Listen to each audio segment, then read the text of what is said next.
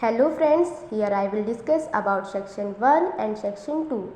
Firstly, open your Direct everyone, chapter 1 Indian Penal Code 1860. Act number 45 1860 का है। इसका मतलब 1860 में पास होने वाला 45 एक्ट है। तो आज हम डायरेक्ट को समझते हैं। थॉमस बेबिन द्वारा बहुत ही बेहतरीन तरीके से बनाया गया था। यहाँ पर 6 अक्टूबर 1860 डेट मेंशन की गई है।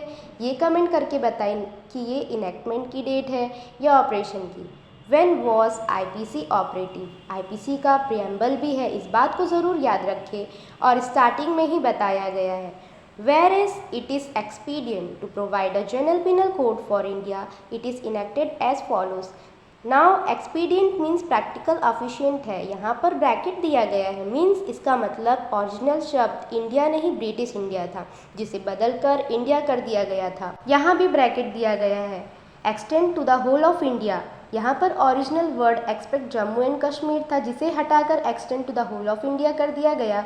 यहाँ पर 3 स्टार्स दिया गया है, मीन्स बैरेट में स्टार्स में ये मेंशन किया गया है, मेंशन में ये बताया गया, ये समझाया गया है कि इस शब्द को 2019 में इंसर्ट किया गया था। Extend to the whole of India का जो शब्द है, किसी भी कंपटीशन में इस क्वेश्चन को पूछा जा सकता है। So remember 31 October 2019 Jammu and Kashmir को हटाकर extend to the whole of India लिखा गया। Section 1 title and extent of operation of the code. अब यहाँ पर टाइटल का मतलब हम समझेंगे। टाइटल मीन्स यहाँ पर ये अपना नेम बता रहा है कि नेम क्या होगा, इस एक्ट का नेम क्या होगा। And extent of operation of the code का ये मतलब है कि ये कहाँ कहाँ पर लागू होगा। This act shall be called the Indian penal code and shall extend to the whole of India. अब हम सिर्फ इतने को समझेंगे पहले। This act shall be called the Indian penal code, इसका मतलब ये अपना नेम बता रहा है। And shall extend to the whole of India, अब इसका मतलब क्या है, ये पूरे ही भारत में लागू होगा। Section 2 punishment of offences committed with in India, उन अपराधों की सज़ा जो भारत में किया गया हो। सेक्शन 2 हमें ये इन्फॉर्म करता है every person shall be liable to punishment under this code and not otherwise for every act or omission contrary to the provisions thereof of which he shall be guilty within India.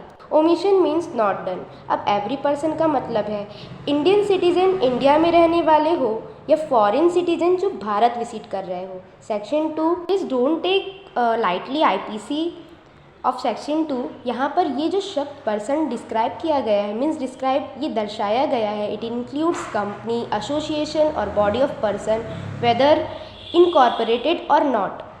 Means ये केवल एक इंसानों या इंसान पर नहीं लागू होगा, ये इंसानों के लिए नहीं है, ये कंपनी पर भी लागू होगा। Thank you so much every.